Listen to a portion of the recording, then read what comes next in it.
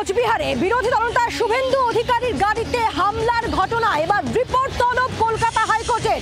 রাজ্যের কাছে রিপোর্ট তলব কলকাতা হাইকোর্টের। আপনাদের মনে থাকবে যে কোচবিহারে শুভেন্দু অধিকারীর গাড়িতে হামলার ঘটনা, তা নিয়ে আদালতে দ্বারস্থ হয় বিজেপি এবং তারপরে কিন্তু এই পুরো ঘটনায় রিপোর্ট তলব, রাজ্যের কাছে রিপোর্ট তলব কলকাতা হাইকোর্টের। কোচবিহারে শুভেন্দু অধিকারীর গাড়িতে হামলার ঘটনায় রিপোর্ট তলব, রাজ্যের কাছে রিপোর্ট তলব কলকাতা হাইকোর্টের।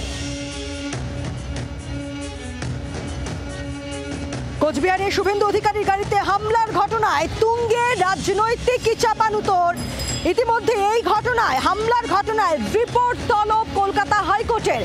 রাজ্যের কাছে রিপোর্ট তলব কলকাতা হাইকোর্টের। আপনাদের মনে থাকবে কোচবিহারে শুভেন্দু অধিকারীর গাড়িতে হামলার ঘটনায় তার সরব হন বিরোধী দলনেতা শুভেন্দু অধিকারী এবং এই পুরো ঘটনায় এবার রাজ্যের কাছে রিপোর্ট তলব কলকাতা হাইকোর্টের। ইতিমধ্যে এই ঘটনাকে কেন্দ্র করে রাজনৈতিক চাপানুতোর তুঙ্গে, আর সেই আবহে কলকাতা হাইকোর্টের রাজ্যের কাছে রিপোর্ট তলব যথেষ্ট তাৎপর্যপূর্ণ, এমনটাই মনে করছে রাজনৈতিক মহল।